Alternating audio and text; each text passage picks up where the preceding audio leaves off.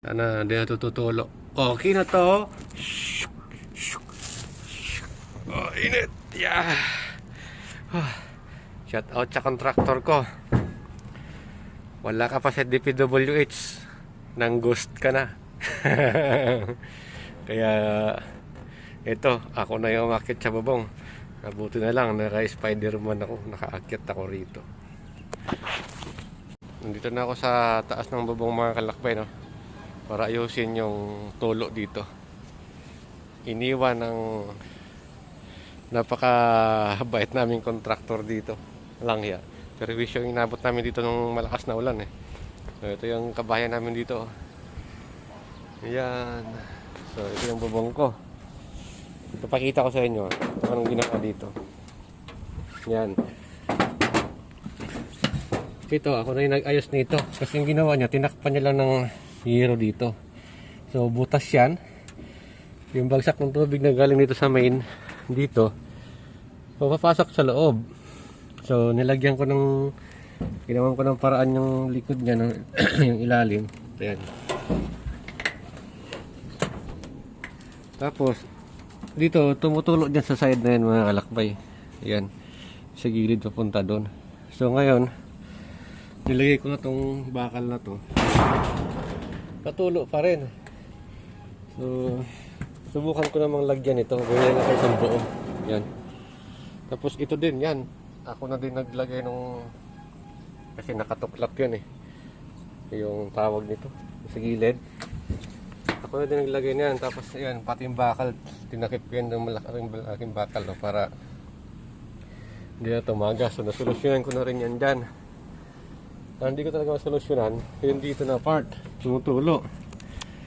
May nakapagsabi sa amin yung labor niya na napadaan dito, kasi gumagawa sila dyan sa bilang street eh, na baka hindi dito sa gilid daw, gumagapong lang yung tulo. Mabuti na lang naka PVC yung ano namin, yung ceiling, kasi kung hardplex o gypsum board, wala na, lusaw na, bagsak na. So, ngayon nakailang chat na ako, laging sinasabi, puntahan ko lang dyan sir, puntahan ko. Hanggang ngayon wala pa rin, may bagyo na naman parating, kaya gagawin ko na ng paraan to. So let's go.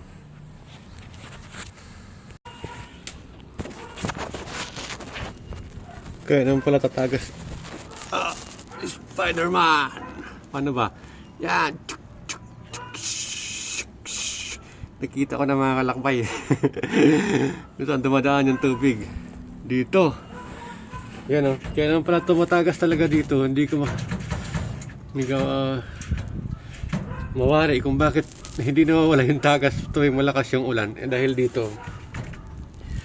Ito kasi yung dating, ay, mahirap pa.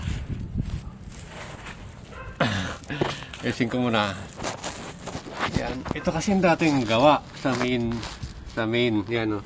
Ito may flashing talaga dito sa loob. Kasi pag malakas yung hangin, siyempre yung ulan, madami, tilamsik. Medyo slanting ulan, papasok dito. Ang ginawa niya dito mga kalakbay, dahil may hirap man naman talagang dukot-dukutin dito, hindi ata sanay dumukot si kuya.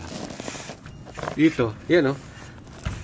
Yung hero lang na bubong, tapos ito, wala na. Nadudukot ko na yung, nakakapa ko na yung ano, yung, tawag ito, yung insulation na protection sa init na pinalagay ko sa bubong, ito na. So pag dawaan yung tubig dito, siyempre ito yung kanto ng kanto ng flashing ng main ano namin eh, na bubong. Gagapang dito, yun, butas hanggang doon sa dulo, yun, hanggang doon sa pinakadulo. Kaya yung tubig, pag madami na kung saan na lumulusot, alam naman ang tubig, naghahanap ng lusutan talaga yan. So ito gagawin ko na, let's go. Yeah. So ito na mga kalakbay, no? Nagawan ko na ng paraan. Siyong. Yun na, may kita ba? Dito pala. Yan. May flashing na ako nalagay. Set up ko na yung flashing. Sana okay na to. Sana hindi na tututulo. Okay na to. Oh, init. Yeah. Shout out sa contractor ko. Wala ka pa sa DPWH. Nang ghost ka na.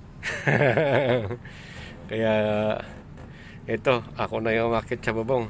Nabuti na lang, naka-Spider-Man ako, nakaakyat ako rito.